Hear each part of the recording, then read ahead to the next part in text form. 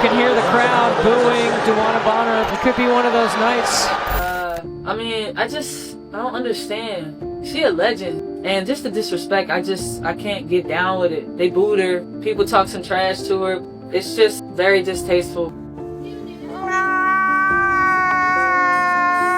See, back in her high school days, there was a time when Caitlyn got heckled and trash talked so bad.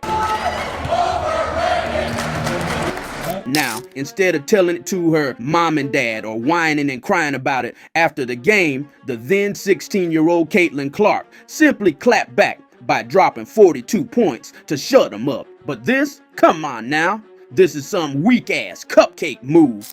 I mean, right before this season starts, the Fever made a huge splash in the free agency market by signing the 6'4", two-time MVP and six-time All-Star DeWanna Bonner to boost their championship chances. But just 12 games in, and when she figured that she couldn't fit in, Bonner just threw the towel and simply said, "Look, y'all, I'm done with this.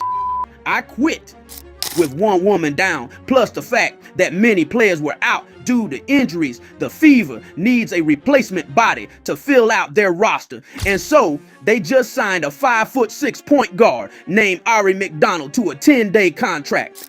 Now, fast forward to the game at hand, it appears that fate has brought them together once again to settle unfinished business. I mean, after performing well in their last outings, Aari's hard work has finally paid off as she has now earned a permanent spot on the Fever roster. Meanwhile, the quitter Bonner has found her way reeling back to her much stronger old team, the Phoenix Mercury. It was a battle between the replacement versus the WNBA legend, the stocky and sneaky Aari versus the long and slithery DB. I mean, the match was intense. Elbows were thrown around. Off the mark.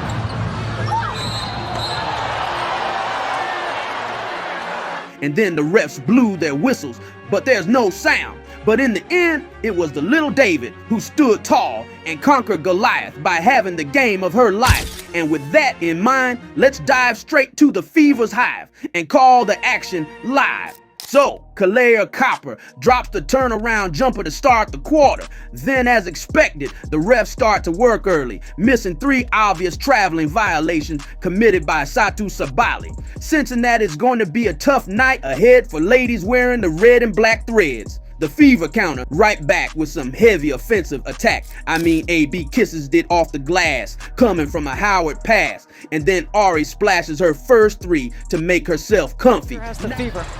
McDonald will try Indiana's first and knock it down. Now, just when things start to sizzle, here comes DeWanna Bonner checking in. And since it's her first game back at Gamebridge, the Fever fans gave her a warm welcome to let their feelings be known. You can hear the crowd booing DeWanna Bonner. It seems that DB's presence has motivated her real-life partner, Aaliyah Thomas, cause right after she enters the court, Thomas just went to work like crazy, dropping buckets on the break while chowing down Kelsey underneath like a piece of cake. And moments later, Sabali tries to rearrange Sophie's pretty face, which forces her to check if her teeth are still in place. Well, the good thing though is that the enforcer seems to be A-OK after that nasty elbow, and to close out the first, Chloe Bibby delivers a running 3-point bomb with such calm. Trying to pick up the pace here, and Chloe Bibby hits a 3.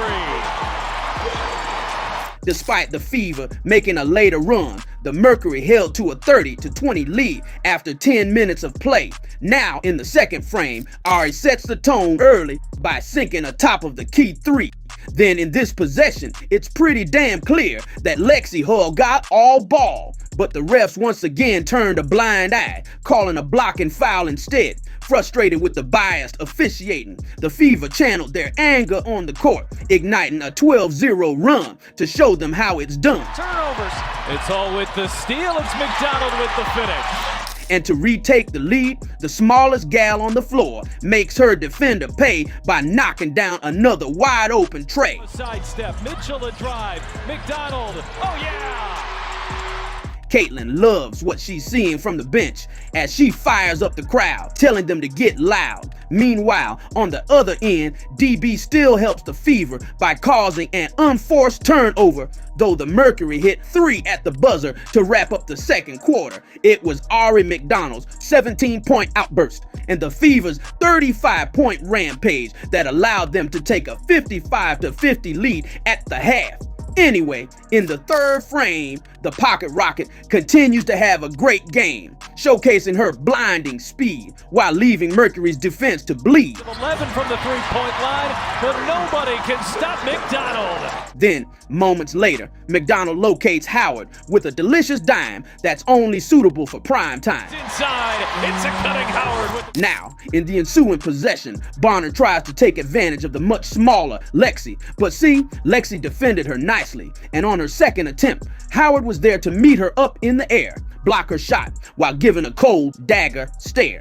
That defensive stop made Caitlyn pop as she enjoys the wild blunder coming from the quitter. Now, after that moment, Double D goes for a scoring spree, hitting from inside and out without any doubt. With the Fever rising, the refs try to stop their momentum by calling a shot clock violation on this play against Kelsey, even though the replay clearly shows that the ball is already off her hands before the clock expires.